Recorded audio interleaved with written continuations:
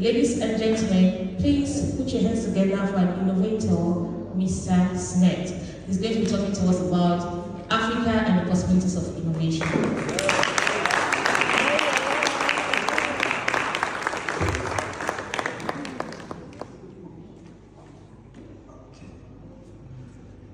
Hello everyone. Hello, Mr. Aki. I'm probably going to be the most controversial speaker that stands here today. And just sitting down there listening to the speakers speak since morning, I asked myself the question, but Simon, how would you prepare a presentation and forget to include yourself and what you do into it? Right? And for some reason, I just answered. Sometimes we need to think about the environment that we want to develop our potential or our businesses in. And in this case, I want us to look at the innovation that is happening on the African continent. Someone said, if Africa had fewer problems, it will have fewer innovators. Which means that in Africa, we have so many innovators. Each and everyone seated in this room is an innovator, in one sense or the other. And I need us to be on this same wavelength as I proceed with my presentation. Because it's important that we think innovatively of how we as Africans can contribute to the world. So, why Africa's innovation will save the world? What if I told you the next big solution to broken healthcare systems, global hunger, and climate change would come from New York or London? It will come from Lagos in Nigeria, Kigali in Rwanda, or in Bamenda, my hometown. Now I know the misstatements here, Goya, being the tech hub and all of that, but I don't believe that. Yeah, and I disagree strongly to that. You don't believe me? Next slide. Next slide. This is 3 a.m. on the 30th of January 2024. Now, coincidentally, that happens to be my birthday. I traveled to Bamenda for the Bamenda Innovation Week. It was a program hosted by Mountain Hub, a tech incubator focused on building over 1,000 startups in Cameroon. Right? This is a room filled with over 125 software engineers developing tech solutions for Bamenda's #1 problem, which we currently have, which is food wastage. Because we know it's a crisis-stricken region, so when farmers and all of that go to harvest food, they bring to the market, they are able to sell, and then it goes to food wastage. But that is innovation in our own sense. And this is just a picture which demonstrates that Africa is truly brimming with potential. And as a tech innovator myself and community mentor, I've worked with several startups from every single region of the country. And I mean that. Last October, we were part of the Cameroon International Tech Summit, where we brought in developers from every region. I'm talking about you looking at someone from the far north on their laptop. Now, there's a stereotype about people who live in the north. Like, I bet most of you there would not have imagined that someone in the far north would be at one corner coding and trying to build solutions to change the world. But it's actually happening. Right?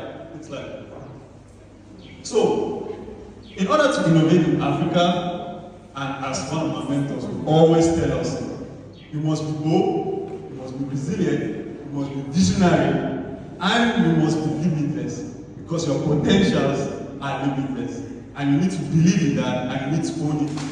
But for sure, if you're doing it in Africa, try to be a little bit more stubborn. Right? It's very important, because the system always try to pull you down. But it's important, and you will understand as I proceed. Next time. But what really is innovation? It's not AI, machine learning, big data, and all of that stuff.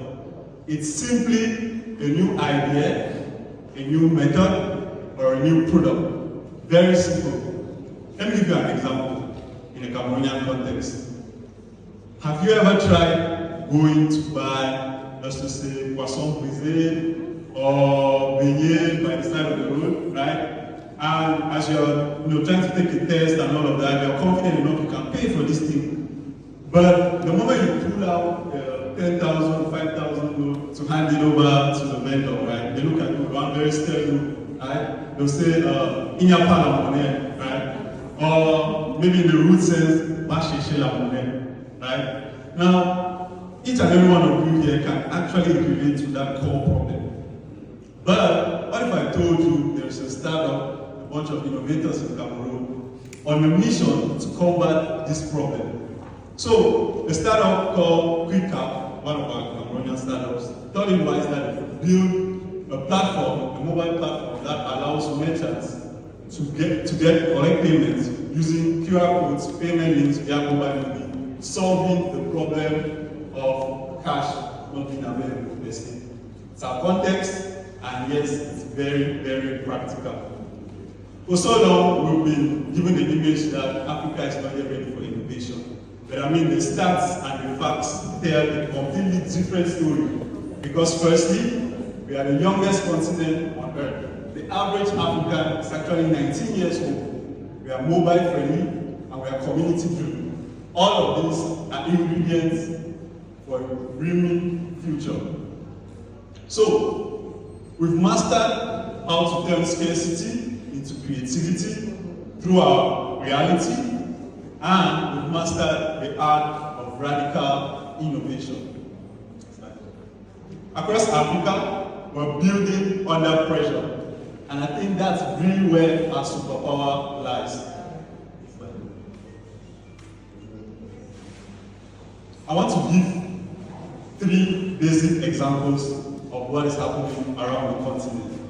This is Zipline, a Rwanda-based company that delivers blood and medical supplies using drones to remote areas.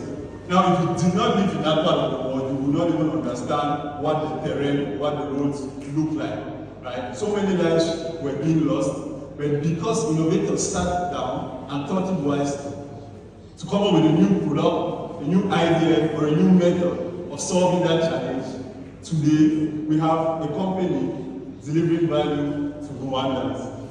Next slide. In 2022, I had the opportunity to visit Kenya. Now that was my first time leaving the country. I in no way thought about how I was going to spend money in the country. But immediately as I got there, I was told that they have a mobile money system quite similar to what we have, and it's called M-Pesa. So it's been existing for years. No Wi-Fi, no App Store, just SMS. But yet, they processed over $450 billion in 2024. Now that got me thinking, like, most of the projects that I was accustomed to here in Cameroon were used to, because I'm a software developer. When I think about building a product, the first thing is, okay, I'll put it on App Store to make it available to people. But this is a solution with over $450 billion, and it doesn't require the internet to run. It works just fine. And of course, it would be so unfair for me to talk about innovation on the continent, and I don't reference Nigeria or what is happening within the Lagos ecosystem. And for today, I just picked Paystack. Now, there are a whole lot of other companies that have done extremely well in Nigeria, but I kind of more just relate to Paystack for this presentation. Paystack recently got acquired over $200 million by Stripe. Now, you can imagine the magnitude of that deal size. It's a product that was built in Africa, for Africans. But a multinational had to look at it and look at the quality of work, and they were like, okay, this is something we need to get in on, right? Next slide. Last year, I know I said I wasn't going to talk so much about myself, but after working in the digital marketing and creative space for 4 years of stay. I got to some point where I got tired of just solving problems which I wasn't so much passionate about on an internal level. And by that I mean getting up to solve the problem that you genuinely want to solve. So I set up with a very bold and ambitious plan. I got together some of my classmates, people who I had met that I knew that they were skilled to work with me, and we birthed a dream. We wanted to solve problems in the automobile industry in Cameroon. We've had some experience working, doing marketing, offering some tech solutions in our agency, but then we felt like there's a better approach to this, and it goes back to innovation. A new way, a new method, or a new product. So we're like, okay, let's develop a product for this. Right? We are currently building an AI-powered solution to better manage vehicle maintenance and vehicle tracking. Now, we believe that the bad roads that we experience, they don't just kill, no. They cost a lot. And when we look at the abandoned vehicles that we can find around us, they are not just ugly to look at, they are environmental hazards. So we use AI to predict breakdowns and connect these drivers to mechanics and give them the opportunity to refurbish most of their worn out parts. I mean, it's not as sexy as the tech community wants it, but it works and it's scalable because we believe if it works in Africa, we can easily reproduce the same idea anywhere else in the world. So, you see, the thing is, African innovation works because it's built in the fire. It's built through struggle, it's built through hardship. So it's able to withstand when the storms come. Next slide. We innovate under pressure, we limited access to capital, we need to low government support, and of course with unstable internet and electrical infrastructure. And still, we create solutions that still get acquired by multinationals to the tune of $200 million. Now, if that's not magic, I don't know what that is. But admiration is not enough. We must fund African innovation, protect it, and scale it. So, next slide. To investors, don't come with charity, come with partnership.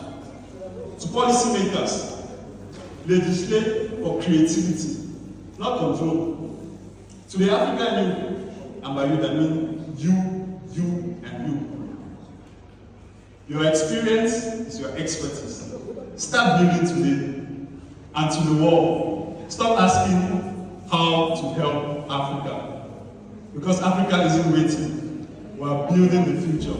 Oh, yes. And I believe someday, someone will ask where the world's most resilient solutions came from. And they will say it all started in Africa. Thank you. Thank you.